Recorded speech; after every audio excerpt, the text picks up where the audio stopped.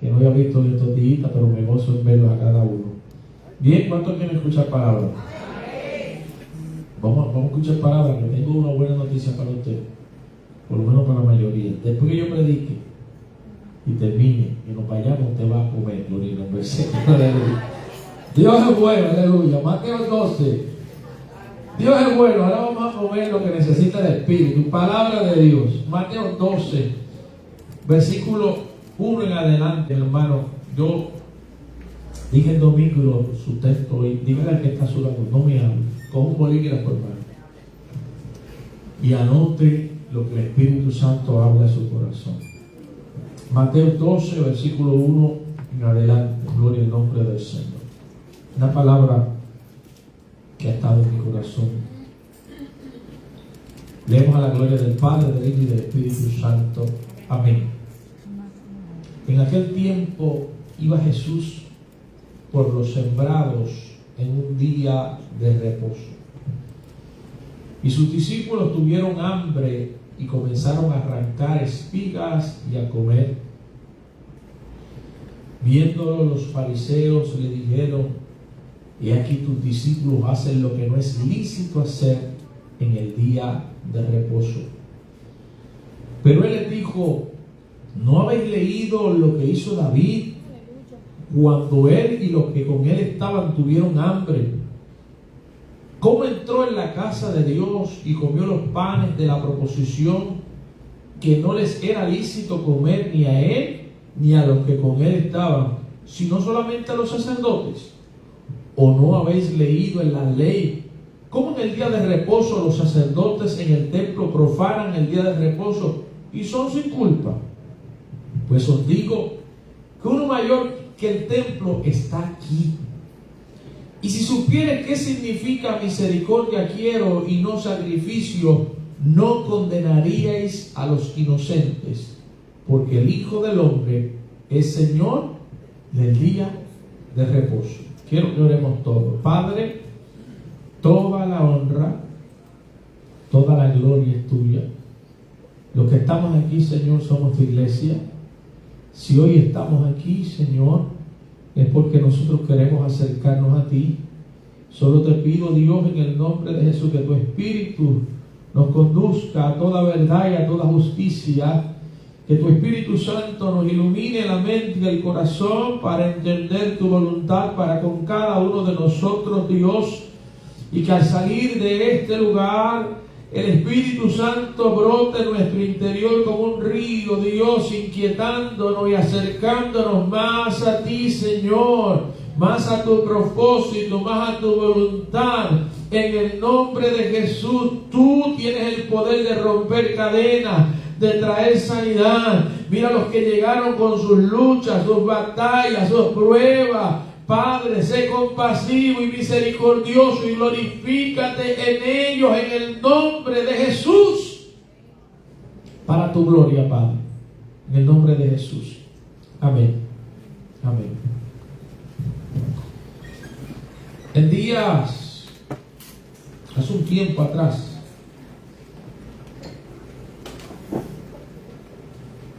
yo empecé a leer el Lucas, ¿verdad? Por eso hemos estado en los evangelios, especialmente en Lucas. Hoy leímos Mateo.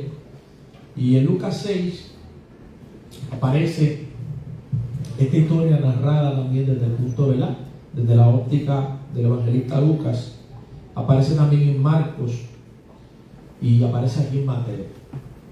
Así que cuando leí en Lucas 6, es una porción de la palabra que tiende regularmente uno a leerla y voy a hablar de mi experiencia, no necesariamente quizás sea la suya. Pues uno la lee y uno dice, mira lo que pasó ahí. Los fariseos siempre las mismas de ellos, ¿verdad?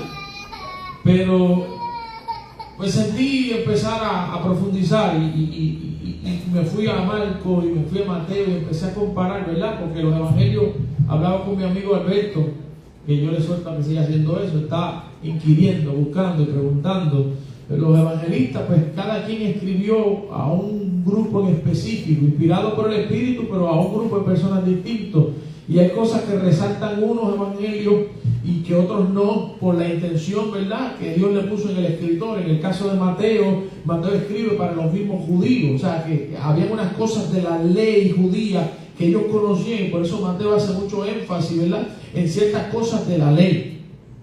Y cuando leía esto, pues el Espíritu, hermano, cuando usted lea, busque a Dios y pídale al Señor, no solo lea por leer, pídale, yo, Señor, quiero que haya aquí, porque establecía que cuando una persona iba caminando por unos sembrados, ¿verdad?, no habían cercas como ahora, quizás no en todo, pues la ley establecía, escuche bien, que la persona tenía el derecho de poder espigar, o sea, de poder coger de ese trigo, de esos alimentos que estaban allí, poder comer, incluso uva. La ley establecía que usted podía, ¿verdad?, si iba caminando por, ¿verdad?, porque acuérdense que no había carro, ni ama, ni Uber, ni nada de eso, era burrito a pie, aleluya. No había avión, así que si usted iba, pues le daba hambre en el camino. Pues Dios, que es un Dios de justicia, un Dios bueno, estableció por escrito que las personas podían, ¿verdad?, si usted iba pasando, había un palito de China, alábalo, estoy aquí hablando de Puerto Rico, usted podía comerse la china, usted lo que no podía era llevarse. Usted no podía vender, pero usted podía comer de eso que estaba ahí porque era para saciar. Así que los discípulos no estaban robando trigo. Los discípulos simplemente estaban poniendo en práctica algo que ellos conocían y tenían hambre. Un dato curioso, andaban con el maestro, el que había multiplicado los panes y los peces, aquel Dios poderoso, pero aún así tenían que explicar, porque la ley también establecía que las personas de sus cosechas tenían que dejar, ¿se acuerdan la historia de Ruth? Tenían que dejar cierta cantidad para los pobres, para que los pobres también pudiesen ir a recoger para tener sustento. Es que Dios es bueno. Escuchaba yo hace poco que todavía en Israel hay judíos piadosos que ponen una comprita en las puertas de sus casas para que los necesitados pasen y la cogen el que sea. Dios es bueno, Dios es un Dios justo, Dios es un Dios compasivo, Dios es un Dios misericordioso. Así que yo miraba la escena, hermano, y trataba de pensar, los discípulos vienen contentos, pero los fariseos vienen también con ellos ahí. Y usted sabe algo que el Espíritu me hablaba, porque ¿quiénes son los fariseos? Primero vamos allá, ¿quiénes son los fariseos? Los fariseos surgen unos 200 años de Cristo aparecer en la escena. Para ese tiempo, los griegos eran quienes tenían el dominio de todos aquellos reinos por allí, incluyendo Israel. Los griegos trajeron su cultura, parte de lo que nosotros conocemos hoy como nuestra cultura, viene influenciada por la cultura griega, lo que es la democracia, lo que es todo este tipo de los parlamentos, que si los senadores. Hay muchas cosas que vienen desde allí. Pues, un grupo de hombres de Dios judíos, amantes de Dios, se dedicaron a tratar de mantener la pureza del culto a Dios. Y dentro de ese grupo se forman lo que se llaman los fariseos, que originalmente eso es lo que significa los separados. Vaya tomando nota, los separados. Gente bien celosa del Señor, que se dedicaron a resguardar la ley de Moisés y transmitirla al pueblo para que el pueblo no se contaminara. Es algo parecido a la iglesia, es algo parecido, ¿verdad?, que nosotros tratamos de predicar el evangelio para que el mundo no nos cambie a nosotros. Pues ellos tenían ese interés en su inicio, ese era su principal interés. O sea, que eran hombres piadosos. Yo curiosidad, porque hermano, en su fin primordial no era malo. Lo que era malo era el corazón de ellos, que se había puesto rebelde contra el Dios que ellos servían. Y el Espíritu me ministraba y me decía, ¿cómo es posible que usted teniendo a Dios, porque Cristo era Dios con nosotros, Emmanuel, Dios con nosotros, que ellos teniendo a Dios, lo que tanto ellos predicaron y enseñaron, que esperaban ese Mesías? Yo quiero que usted preste oído a esto. Ellos esperaban ese Mesías, porque los saduceos no creían, pero ellos sí. Y que ese Mesías estuviese paseando en medio de ellos, pero ellos no lograran reconocer a ese Mesías. Esas cosas me inquietan y nos deben poner a nosotros, ¿verdad?, a pensar. Y esto es lo que el Espíritu me inquietaba. ¿Cómo es posible que estando Cristo con toda su sabiduría, haciendo tantas señales, dando unos consejos, que otros se quedaban estupefactos, perplejos, pero que la mente de ellos estuviese tan ciega, tan cegada, tan cauterizada, que no le entraba la voluntad de Dios? Yo decía, Señor, pero ¿cómo es eso? ¿Cómo es eso que ellos estaban siguiendo a Jesús, pero no en el camino? Ellos iban por la periferia, porque en vez de seguir a Jesús, ellos estaban pendientes a qué hacían los discípulos. ¿Qué hacían los discípulos? Para tratar de buscar la manera de acusarlo y de decir que ellos estaban mal, que estaban en contra de la ley de Moisés. Ahora, ¿qué hicieron estos hombres? Con los años, escucha lo que estoy diciendo, con los años, y esta parte es bien importante, estos fariseos entendieron, quisieron ser tan celosos por la ley de Moisés, que empezaron a añadir preceptos. La misma palabra de Dios dice que a la palabra de Dios usted no puede ni añadirle, y por más santo que usted y yo querramos ser, tenemos que tener cuenta de no añadirle a la Escritura nada. Pero igualmente, por más liberal que intentamos ser, por más personas de la nueva era del conocimiento del siglo XXI, usted debe tener cuenta de no quitarle nada, porque la palabra de Dios está completa. Y estos hombres empezaron a añadirle, y uno de los puntos de ellos fue el famoso sábado. Dice que ellos crearon, aparte de lo que Moisés había dado, que ya, mi hermano, era bastante suficiente, unos 600 y pico de preceptos más, muchos de ellos relacionados con el sábado, que los hombres, hermanos, no podían tocar nada con las manos así, no podían coger nada con las manos, que si iban a tocar algo, a levantar algo, tenían que hacer con las manos así o con el pie. Alaba lo que dije. Que no podían cargar algo ese día, ni en el pecho, ni en la espalda, pero que lo podían cargar en la oreja. Así que imagínense, yo me imagino a los fariseos, aleluya, el día de reposo, no, tengo que cargarlo, pero con las manos, para no fallarle a Dios, lo voy a llevar por la oreja, aleluya. Mire el nivel de ignorancia tan grande que una gente bien intencionada, yo creo que usted me escuche, porque en sus inicios eran bien intencionados. Mira el nivel de ceguera espiritual que llegó a sus vidas, que ellos empezaron a poner, vuelvo a lo mismo, por más sabio que seamos, usted no puede añadirle a lo que Dios dijo que es. Y ellos empezaron. Dice por aquí, quiero leer un poquitito. Esta información está accesible, ¿verdad?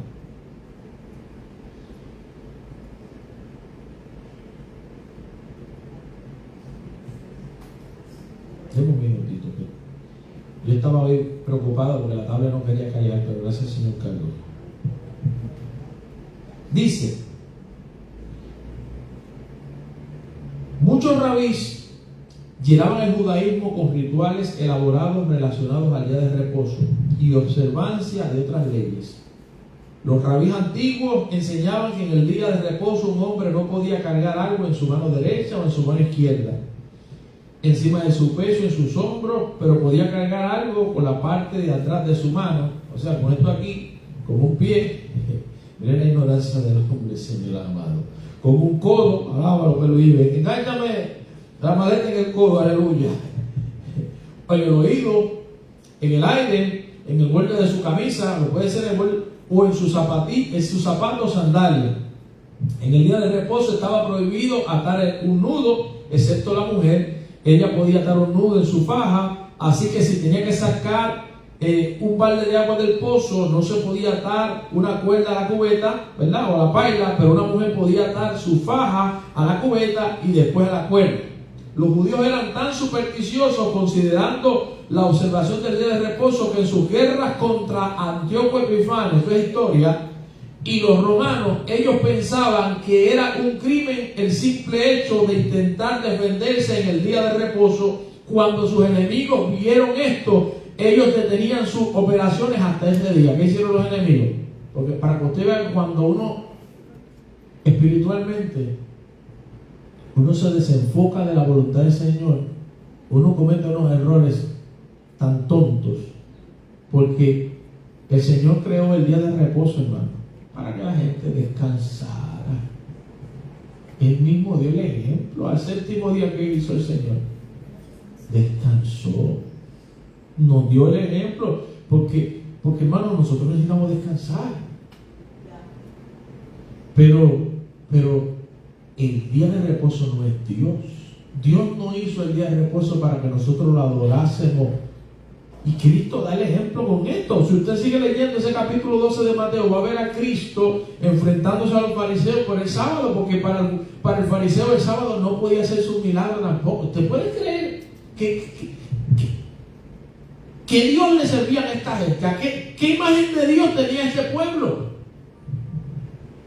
¿Qué imagen de Dios más distorsionada tenía esta gente, que aún una persona con necesidad, ellos estaban tan apegados a sus tradiciones, a lo de ellos? Porque eso no lo dio Moisés. ¿Usted me está escuchando? Eso no lo dio Moisés. Eso no fue lo que Dios le inspiró a Moisés en el monte. Ellos se apegaron tanto que empezaron a dejar de ver a Dios, y entonces se sumieron en una vida artificial donde su único fin era aparentar, hacer creer y estar mirando al otro para ver la pajita del otro.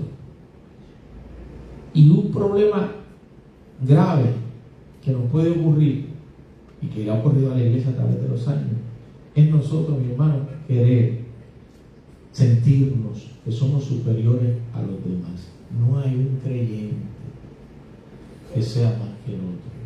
Y por más que Dios le haya dado experiencia, y por más santificado que usted sea, usted sigue siendo un hombre pecador. Usted sigue siendo un hombre vendido al pecado, porque lo dice la Escritura así. Y por más ministerio que tengamos, nosotros no podemos mirar al hermano por encima del hombro, porque eso no es lo escrito. Entonces, llegó un nivel tal de ceguera en estos hombres de Dios, porque esto es lo que me laceraba, y que tenemos nosotros que entender, que eran hombres supuestamente de Dios, consagrados a Dios, que no hacían esto, que no hacían aquello, que estando Dios a su lado no lo vieron, no lo conocieron, no pudieron disfrutar de Él, porque estaban sumergidos en una ignorancia que les cegó el entendimiento.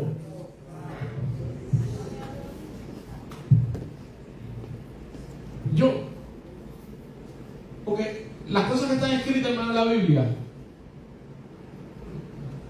son de personas como nosotros. Lo que yo quiero que usted entienda es que lo que le pasaba a estas personas nos puede pasar a nosotros. Sus mismas inclinaciones, las mismas tentaciones, las mismas batallas, los mismos temores, los mismos miedos, las mismas dudas, todo es exactamente lo mismo que nosotros. Y cuando está escrito en la Biblia, uno tiene que mirarle y decir: Señor, ¿dónde yo estoy ahí? Porque yo leía esto y yo temblaba, yo le soy honesto, y yo temblaba, y yo decía: Señor, yo no quisiera perderme. O sea, ¿cómo es que Dios puede moverse en una congregación, estarse moviendo, y yo no sienta el deseo de adorar y concentrarme en el culto, y yo esté pendiente a lo que haga Carlos? Yo no me llamo a estar pendiente a lo que haga Carlos. Estoy poniendo a Carlos, ¿verdad?, de ejemplo, por la confianza, pero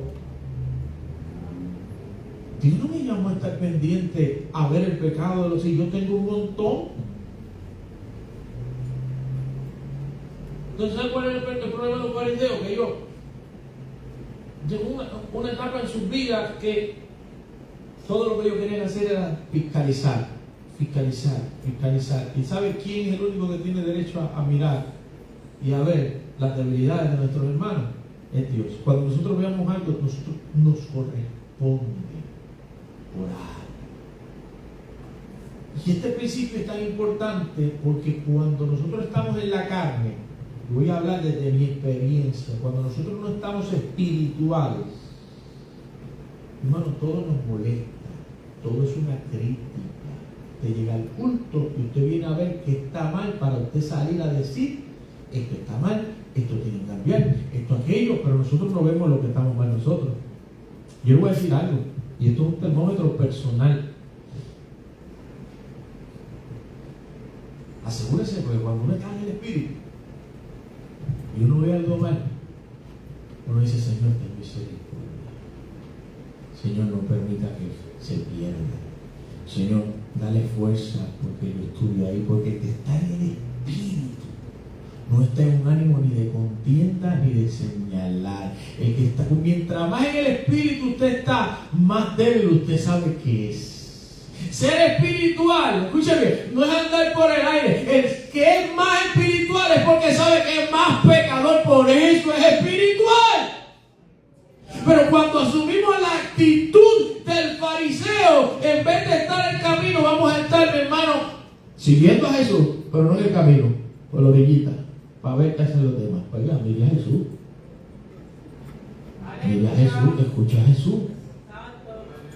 Escucha a Jesús. Él es el camino, Él es la verdad, Él es la vida. No esté mirando a Pablo, no esté mirando a Mateo, no esté mirando a Judas, no esté mirando a Tomás, no esté mirando a Natanael. Mira a Jesús y sigue a Jesús, porque mientras tú lo miras a ellos, Jesús te va a seguir diciendo, tienes una viga en tu ojo.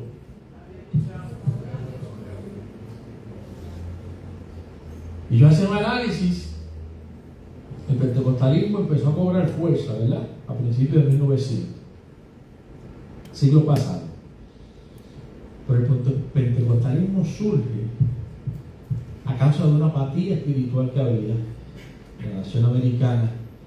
Para 1800 y pico, 1880, 70, empezó un movimiento que se llamó el movimiento de la santidad. Este movimiento empezó con hombres, fíjese que separado, que es lo que significa fariseo, y santidad significa lo mismo, es separarse, consagrar algo. Tienen un mismo fin. Así que este movimiento surge, ¿verdad? Y empieza, de este movimiento es que surge esa doctrina de lo que es el Espíritu Santo, ¿verdad? Y esa enseñanza. Y es un movimiento lindo porque ¿sabe qué dice la palabra? Que sin santidad nadie verá al Señor. Sigue siendo eso. No ha cambiado. De ese movimiento de santidad, de búsqueda, es que surge, ¿verdad? El señor Parham, el señor, ¿verdad? Pastor ay, Señor amado, aleluya. Un señor descendiente de esclavos, negro y tuerto, alábalo, me olvide. Que fue el pastor que Dios utilizó allá en la calle Azusa para que se levantara ese avivamiento.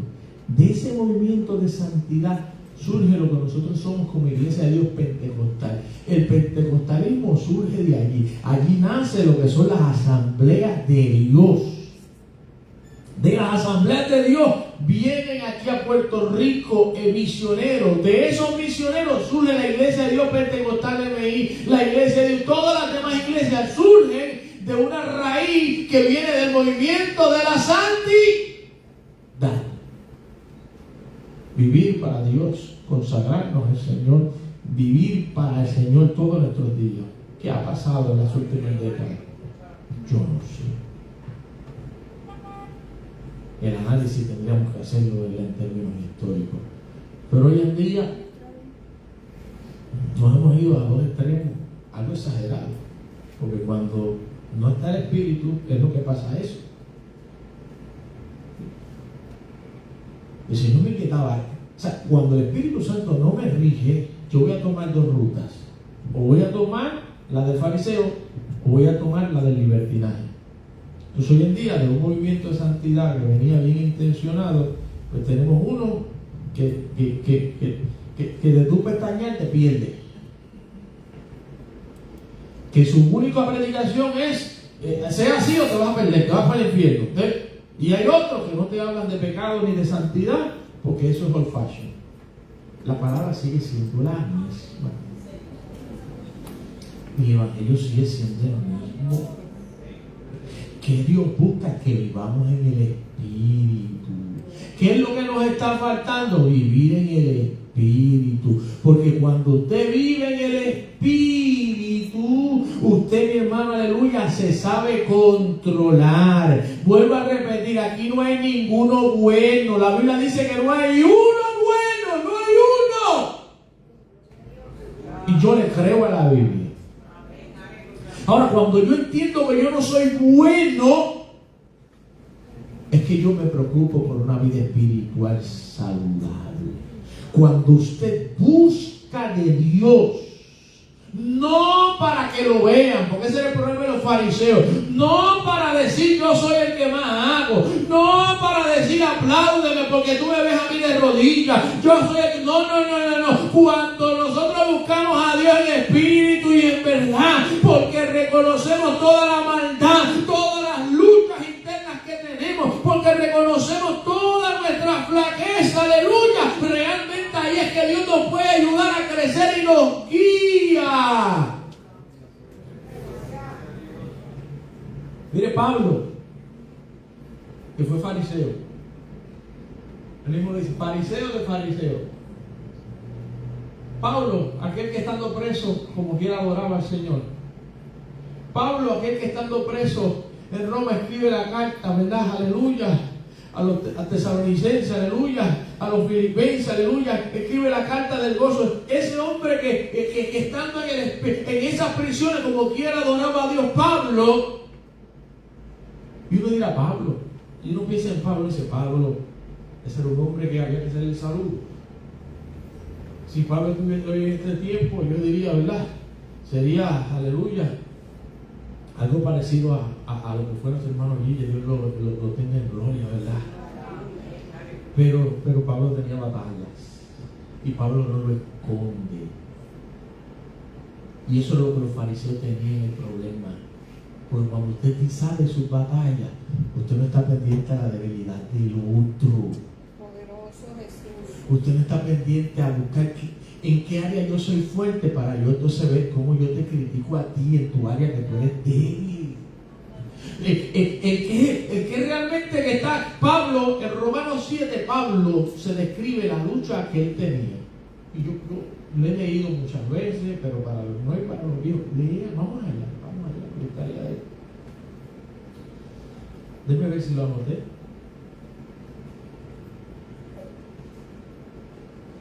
Y es encantador ver que este hombre de Dios, este gran misionero del Señor,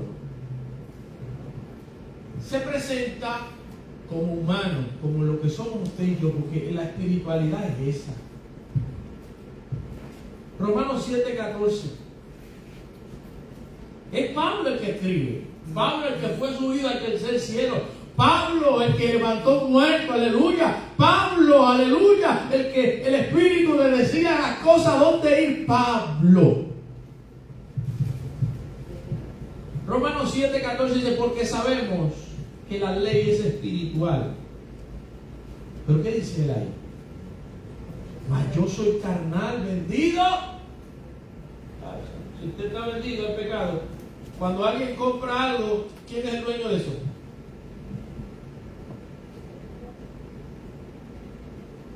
Nuestra naturaleza fue vendida al pecado. Desde que Adán pecó al principio, el pecado entró. Con él entró la muerte y entró la lucha del hombre entre hacer la voluntad de Dios y entre hacer el pecado. Y esa lucha la tiene cada ser humano en la tierra. No importa dónde haya nacido, va a tener esa lucha. Por eso vino Cristo, para darnos la victoria. Aún estando nosotros en los caminos del Señor, esa lucha usted la va a tener y yo la voy a tener. Pablo dice, porque lo que hago no lo entiendo, pues no hago lo que quiero, sino lo que aborrezco, eso hago. Pablo está siendo sincero. Pablo está diciendo, espiritualmente yo me encuentro hasta medio frustrado, porque es lo que está expresando ahí.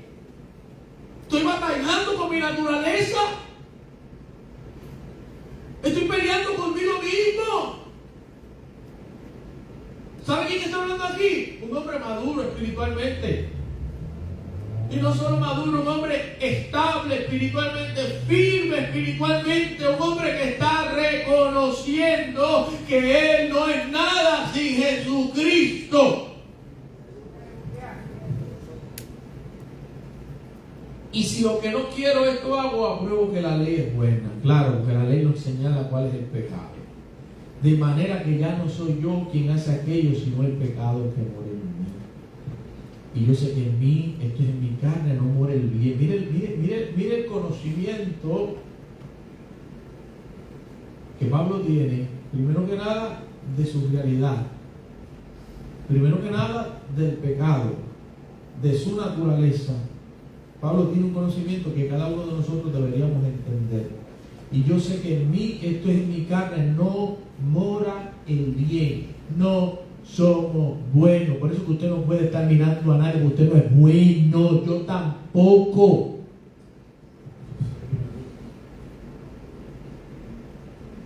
Por eso es que cuando un hermano cae, que caiga, usted tiene que dolerle y decirle: Señor, guárdalo a él, ayúdalo, líbrame a mí de caer. La Biblia dice que el que esté firme, mire que no.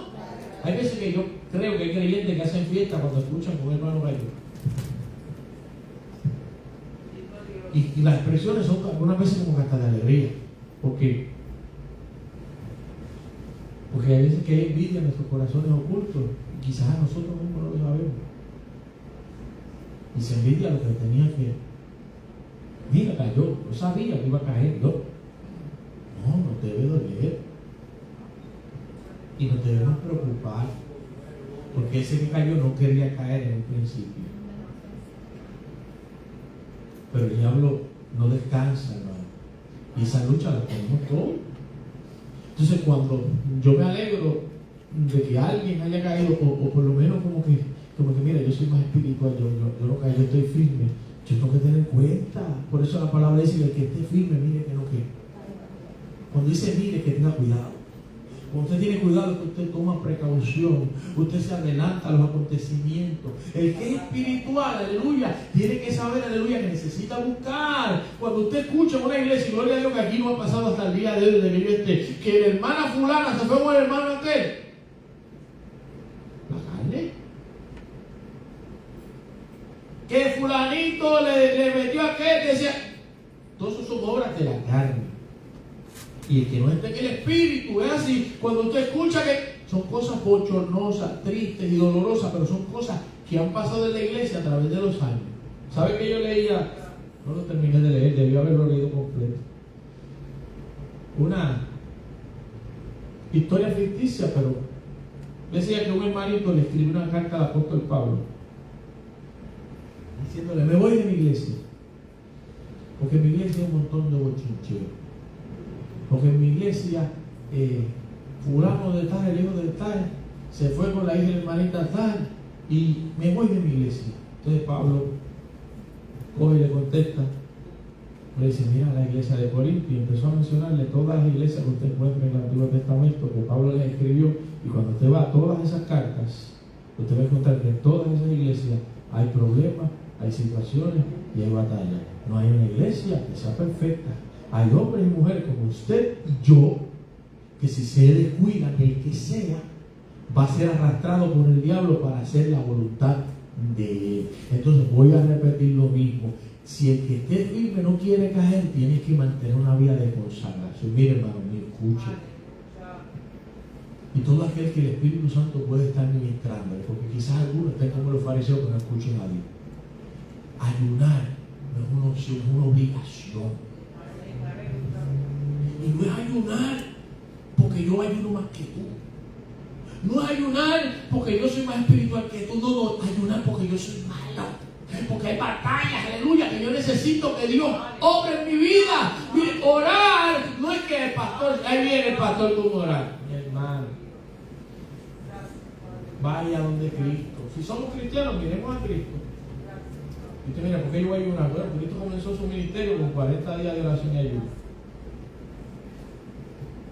Y si somos cristianos, deberíamos estar siguiendo a Cristo. Cristo, antes de escoger a sus discípulos, Cristo primero se separó. La Biblia dice que Cristo constantemente se apartaba solo a orar. Usted no puede desarrollar el servicio del Señor si usted no tiene intimidad intimidad con Dios. Porque su naturaleza le va a engañar. Porque cuando usted está en la carne, dicen arroz y usted piensa que dijeron fo. Mira, dijeron fo de mí. No fue arroz que dijeron, que usted entendió mal. Porque su mente está contaminada. Y el Espíritu lo que hace es que nos alinea la cabeza y nos pone los pensamientos donde tienen que estar. O sea, orar no es una opción para el cristiano, es una obligación porque usted no es bueno. Entonces la intimidad con Dios es lo que me lleva a mí, aleluya, a que el Espíritu me pueda equilibrar cada vez que se me mete en esa loquera. Cada vez que mi cabeza se quiere ir por otro lado, porque la parte humana mía quiere sobresalir, esa búsqueda hace que el Espíritu Santo me haga caer en tiempo, me sincronice con la voluntad de Dios y me ayude a esperar, a ser paciente y a saber seguir las instrucciones. Si usted es carnal, usted va a actuar por la emoción del momento y usted va a estar como el pueblo de Israel dando vueltas. Cuando usted da vueltas porque usted está en desobediencia y no ha aprendido, no crece, no acaba de llegar a lo que Dios tiene porque está dando vueltas. No. Hay que buscar a Dios. Busque el hermano que está a su lado o no. Ora, hermano, que usted la salvación es individual y la palabra nos regala eso.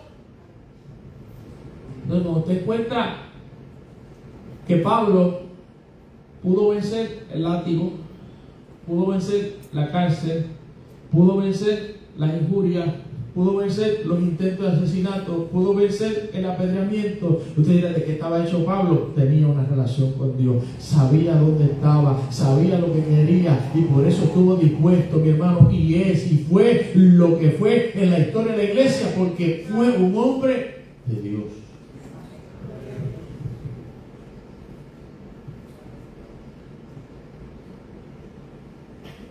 ¿Cuál era? ¿Qué Dios me hablaba a mí? A mí. Yo soy pastor. Entonces yo pensaba, yo decía, bueno, los fariseos de antes son los pastores, son los maestros, son los evangelistas, son los líderes de este tiempo. No todos los fariseos eran malos. No todos los fariseos estaban apartados de la voluntad del Señor. Ahí tenemos el caso de Nicodemo, que fue uno de Jesús. Ahí tenemos el caso de Gamaliel. Y luego tenemos el caso de Pablo, que acepta a Cristo. No todos los fariseos, mi hermano, estaban desviados, pero había un grupo grande que se había desviado. Entonces yo pienso, esos fariseos, esos cayeron, esos cabezones. A mí no.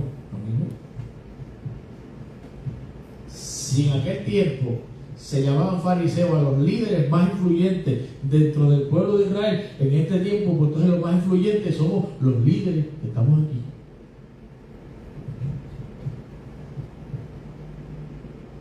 Cuando uno piensa estas cosas, a los fariseos les encantaba, hermano, que los vieran con sus trajes largos, con sus filacterias, con los versículos bíblicos pegados ahí en los bordes, aleluya. Les encantaba cuando los vieran, aleluya. Voy a orar aquí porque todo el mundo, aleluya, me contempla, aleluya. Mírenme que voy a orar, aleluya. ¿Me están viendo? Señor. Yo le voy a ir rapidito para que usted vea que tenemos que estar despiertos.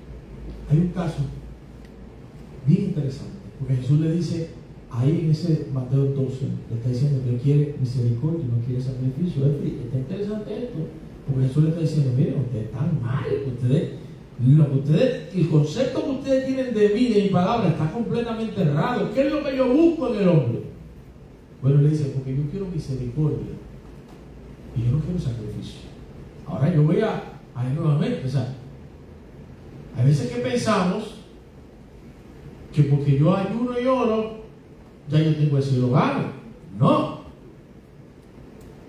O sea, yo no puedo orar y ayunar para yo darme de codo y decir yo soy el que más oro y ayuno. Yo soy el más espiritual. Porque estaríamos errados. Escúcheme.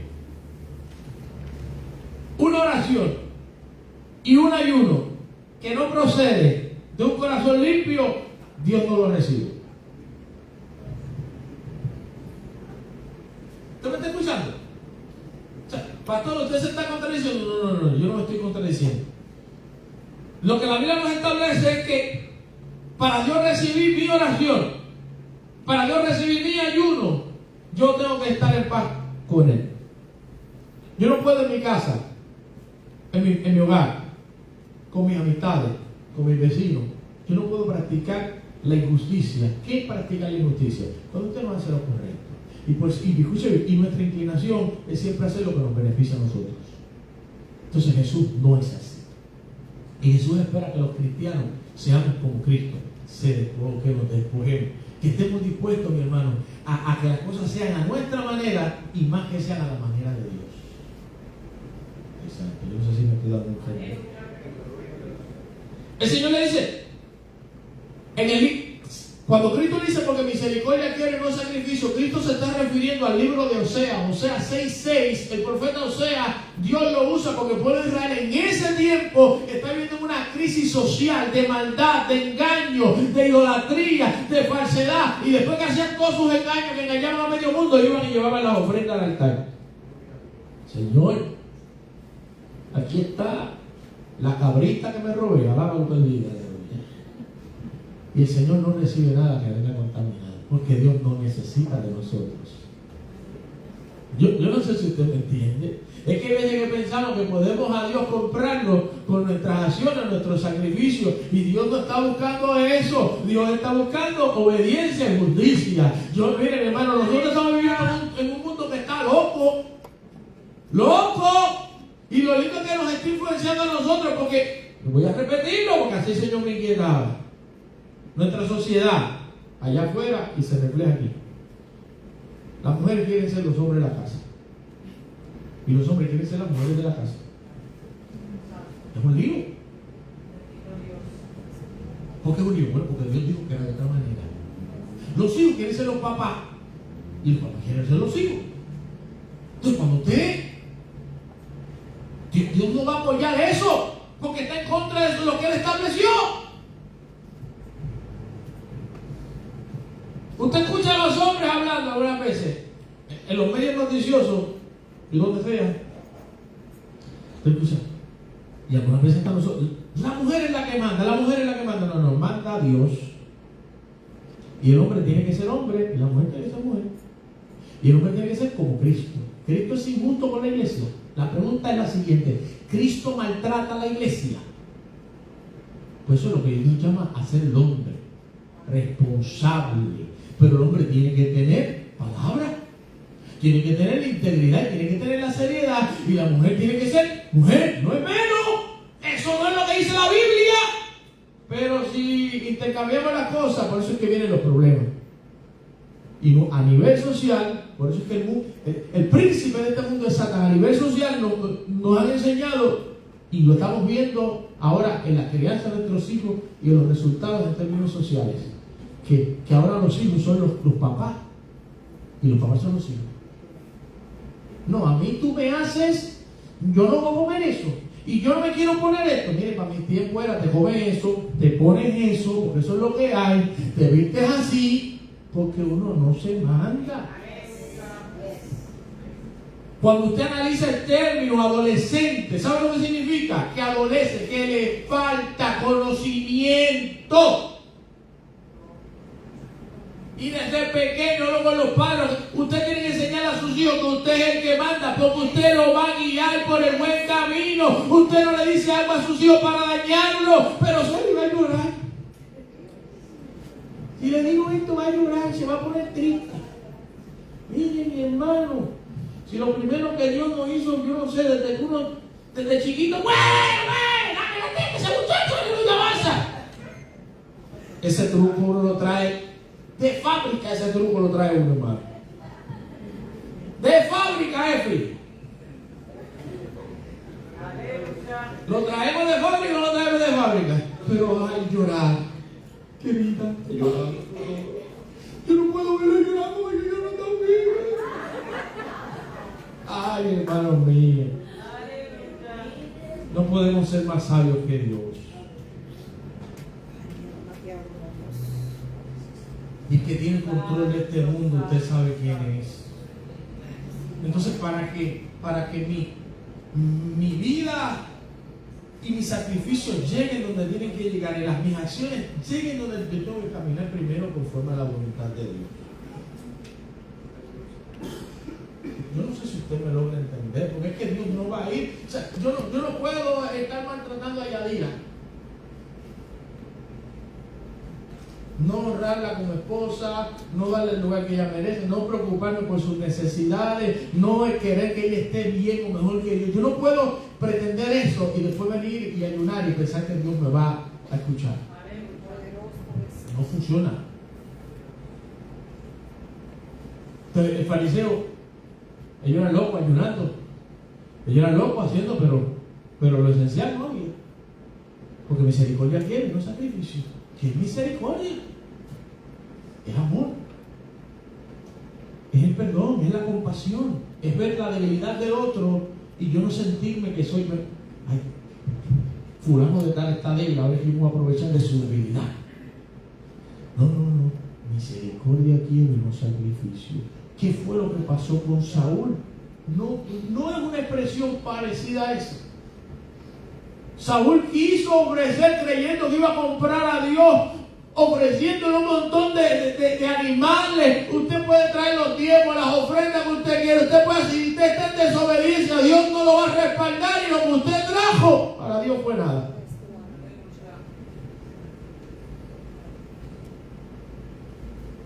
Ahora, ¿quién se tiene que cuidar de eso? Yo. Este espíritu a mí me tenía loco. Porque cuando el pecador se pierde sin conocimiento, bueno, se perdió, no quiso escuchar.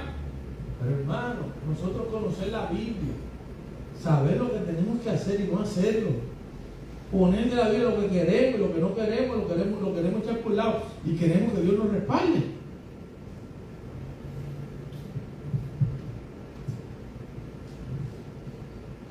Si Él es nuestro Señor y lo reconocimos como Señor y Salvador, quiere decir que Él es nuestro Rey.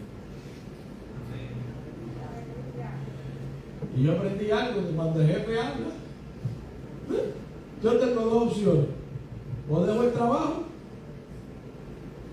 o obedezco. Yo siempre no estoy de acuerdo. Yo estoy ahora criando dos adolescentes, trato de llevarles ese mensaje en casa mientras nosotros nos mantengamos, aleluya. Es así. Cuando yo soy viejito, esté en su casa y usted me mantenga, dámelo, yo le voy a acabar con la nevera, aleluya.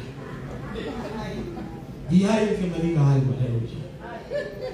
Ya yo lo tengo sentenciado, Carlos, aleluya. Voy a prender el aire a toda hora y voy a abrir la puerta así, aleluya. Al aire para que me preste la casa, aleluya. Voy a poner el líquido de fregar, ¿no? ¡Aleluya! ¡Gástate, aleluya!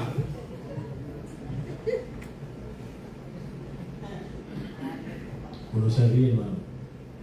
Pero nosotros con Dios somos agresivos. Esta palabra es para mí. Si alguien la quiere compartir conmigo, cójala conmigo. Pero yo quiero que cuando yo ore, Dios me escuche. Yo quiero que cuando yo ayune, yo no pase hambre. Quiero ver resultados. Pero no hay resultados si no hay primero misericordia y compasión. O sea, el enfoque de Cristo con los fariseos era: ustedes están completamente fuera de lugar. Esa misma palabra Jesús se la dijo también en casa de Mateo. Yo hablé de eso el domingo pasado, cuando Cristo estaba con los publicanos y pecadores. Entonces, ¿sabe que para el fariseo, si el fariseo iba y tenía contacto con una persona que no fuese judía, mi hermano, ellos tenían que lavarse las manos 500,000 veces? Hermano, no comían si no se podían lavar las manos. Mire el nivel de ignorancia y de religiosidad que llegaron esta gente, que ellos consideraban a todos, miren, eran más que demonios y más que el mismo diablo. Si tuve contacto con un gentil, no, por eso era que cuando Cristo quería ir para Samaria, no querían ir para Samaria. Samaria. Por eso es que la samaritana dice que nosotros no nos llevamos bien. ¿Por qué? Porque el judío, especialmente estos fariseos, enseñaron dentro del pueblo que un pecador era su enemigo. Para nosotros, un pecador es un alma que salvar. Para Cristo, en lo que Él ilustra, por eso dice, yo lo que quiero es misericordia, no sacrificio. Es ver, aprender a ver a nuestros semejantes y tratar de entender cómo nosotros estábamos, que ellos están igual, y pedir a Dios.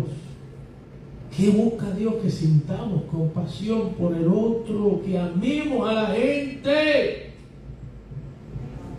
Y es difícil, porque a veces somos un poquito difíciles. ¿Usted se acuerda del hermano Erizo? A veces somos difíciles, hermano. Uno tiene que reconocer que uno es difícil. Ni uno mismo se soporta algunas veces. Pero por eso son los que más hay que orar, por lo que menos usted dice que usted soporta. Primero por él y para que Dios lo sane a usted. Porque ese fue el mensaje de Cristo, ese fue su enfoque. Su enfoque. Cristo dice, yo soy el Señor de sábado. O sea, aquí hay uno que es más importante que el sábado y que el mismo templo. Yo, Cristo. ¿Cuál es el enfoque? Vamos a mirar a Jesucristo.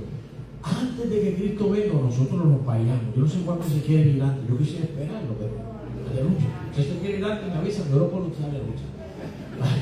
Aleluya. Yo quisiera vivir mis días mirando a Cristo. Venir a la iglesia y mirar a Cristo. Porque tal vez vea cosas de mis hermanos que para mí son importantes, pero para Cristo no tanto. Yo no sé si usted me está entendiendo. Porque era una tontería. Mire, yo le voy a testificar esto rápido, ya el tiempo ha pasado. Usted sabe que para los tiempos de Cristo la gente andaba en sandalias, ¿verdad? Con los metedeos, los pies llenos de polvo, ¿verdad? Y yo soy de la liga pentecostal. Y yo, hasta el día de hoy, yo no espero nunca pararme en un altar a predicar el tenis. Pero es por mi formación. Pero si usted analiza bíblicamente, el hecho de una persona se pare aquí a predicar no es pecado, demuéstrenmelo con la Biblia. Pero para mí, para Ricardo, escuche bien, yo no puedo decir que el otro es lo mismo. Para mí no sería una falta de respeto, porque pues yo no iría a dar una conferencia.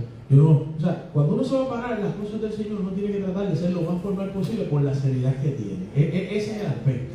Y para mí unos tenis, pues, una tenis es para yo estar cómodo, para yo brincar por ahí, pero a mí, a Ricardo, es lo mismo. El hecho es que si yo pienso así, yo no puedo decir que Rafa, si Rafa lo hace, Rafa se va para el infierno por eso, porque yo no tengo sustento bíblico para eso. Mi cultura me ha enseñado, ¿verdad?, que cuando uno va a hacer algo formal o no, pero en los tiempos de Cristo venían en falda, lávalo con el vidrio. Entonces, ahí es donde nosotros muchas veces nos complicamos un poquito más, porque, y ahí es donde tenemos que tener en cuenta hasta dónde, y pedirle al Señor que nos ayude. Y créanme, yo creo en el respeto al altar, y yo creo, pero yo no puedo, aleluya, espetarle algo a la gente que la Biblia no me lo dice y decir, mira, la Biblia dice, o esto es pecado porque yo creo que es así. El trato de Dios con una persona es con una persona. Alguien me dirá, bueno, pastor, pero vamos a hacer lo que nos dé la gana. No. La Biblia habla de la modestia y habla del pudor. Que ahora mucha gente no quiere que use la modestia. Mientras yo lo siga viendo escrito, ahora el día que Dios haga un milagro y lo borre en toda la Biblia, yo voy a decir, bueno, la modestia y el pudor ya no es importante porque Dios lo borró. Y dígame usted si Dios se contradice. Alábalo al Biblia. La Biblia dice, sea Dios veraz, Él es el mismo ayer, y por los siglos. No cambie. No se salga de la Biblia. Y usted no va a tener problemas. No le sube, no le reste, no la vea a su conveniencia. Esto me gusta, esto no. Vea cómo es. Dios mismo, Cristo es el verbo. Cuando usted aceptó a Cristo, lo aceptó por completo. Usted tiene que aceptar la palabra para que la palabra entonces lo pueda llevar a lo que Dios quiere para usted y para mí. Luego tengo que terminar. Póngase en pie. La pregunta sería, para meditar, Cristo va al frente. ¿Qué yo soy? ¿Un discípulo o un fariseo? ¿Puedo estar en la periferia o puedo estar en el camino? ¿Puedo estar aprendiendo, siguiéndolo, escuchándolo, o puedo estar observando a otros sin sacar provecho de lo que el Espíritu Santo quiere hacer con mi vida?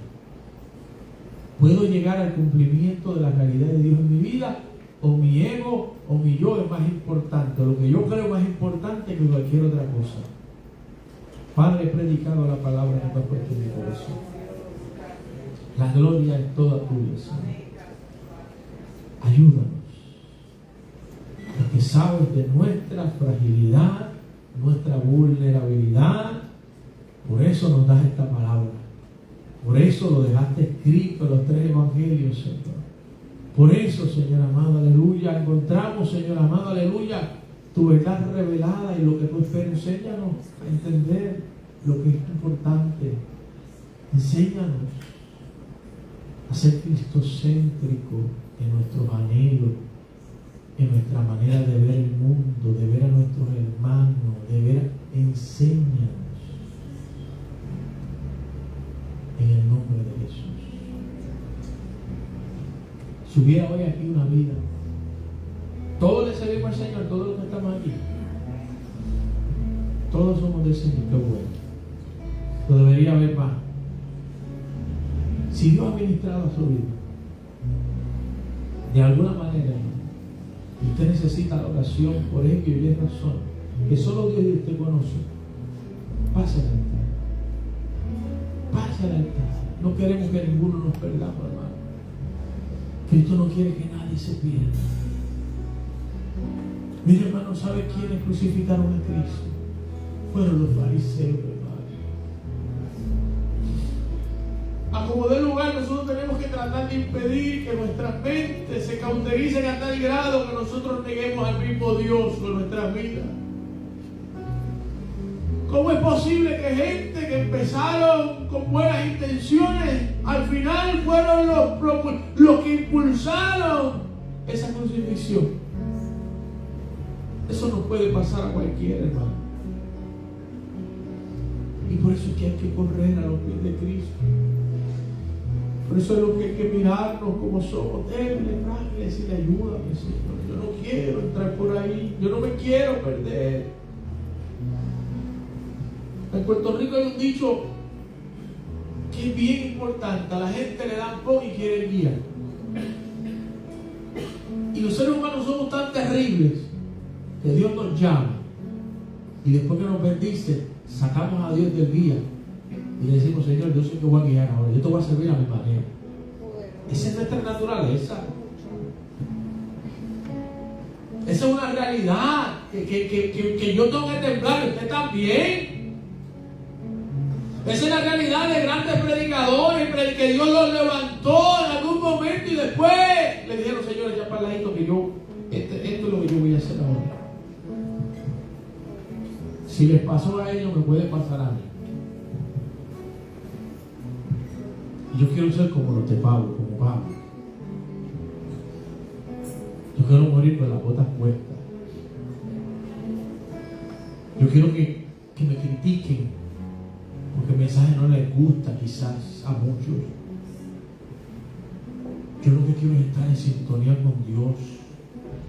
Que fui un muchachito mandado, es lo único que yo quiero, hermano. Es que eso es lo que nos debe importar, hacer lo que nos mande a hacer el Señor y punto.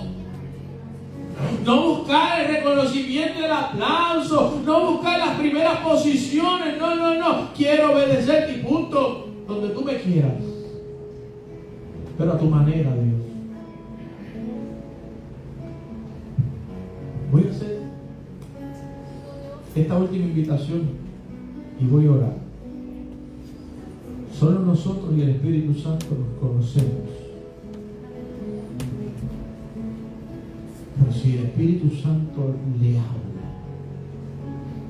déjese mover por Dios. No podemos ser olvidadizos al llamado de Dios. Y sentir que Dios habla es sentir el amor y la misericordia del Señor. Porque el que único corrige realmente es el que ama. Nadie que no te quiere te va a decir algo quizás te incomode. El Espíritu Santo es eso. Y debe ser una honra para mí, para cualquier ser humano, saber que Dios nos habla. Es una manifestación de su gracia y de su amor. Vamos a mirar a Cristo. Vamos a aprovechar el mover, cómo Dios se mueve en este lugar, y vamos a montarme en esa ola de seguir a Cristo.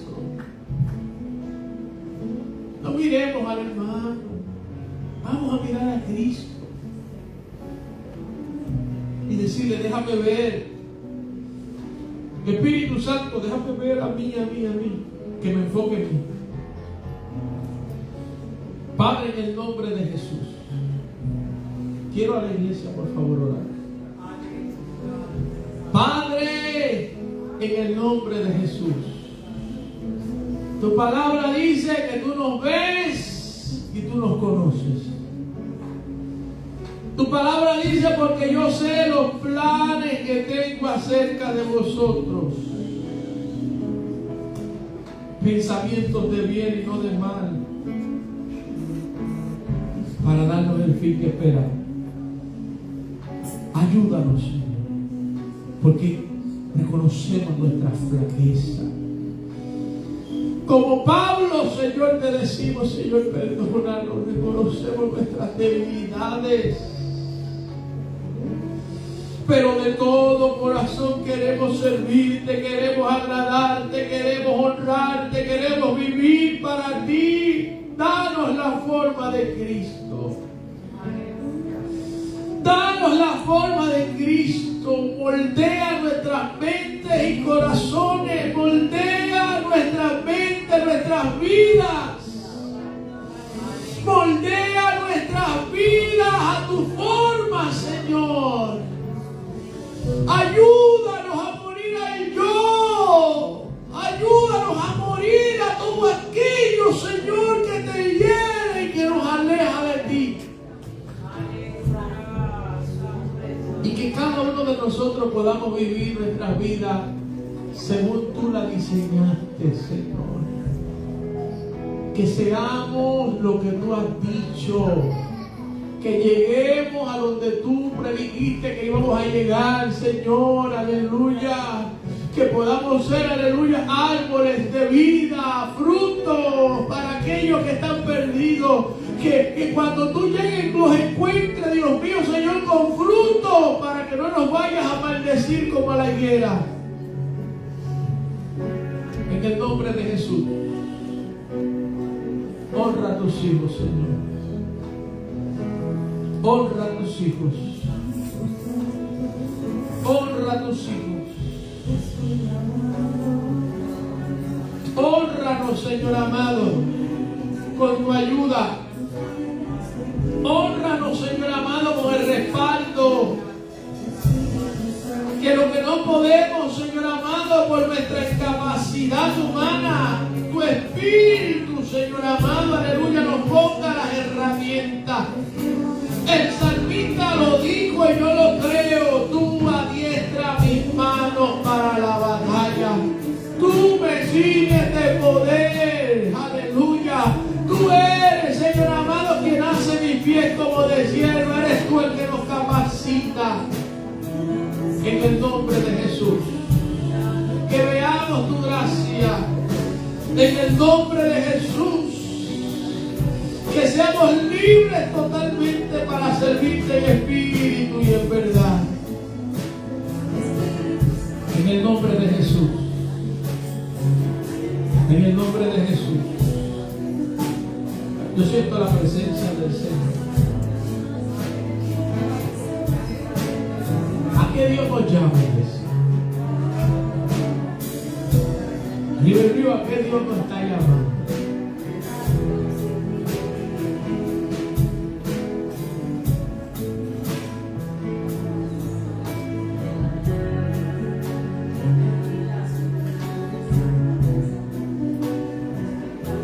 Yo creo que más que señalarnos por nuestra debilidad, yo creo que Cristo lo que quiere es que nosotros reconozcamos que somos débiles. Más que decirnos que somos unos pecadores, Dios lo que quiere es que nosotros reconozcamos que somos pecadores. Porque cuando usted reconoce que es pecador y usted se arrepiente de corazón, el perdón es automático. Lo que necesitamos es sensibilidad. Esa sensibilidad al Espíritu para saber que estoy mal. Y creo que todos debemos orar diario. Señor, hazme sensible a la voz de tu Espíritu. Que me duela cuando haga algo mal.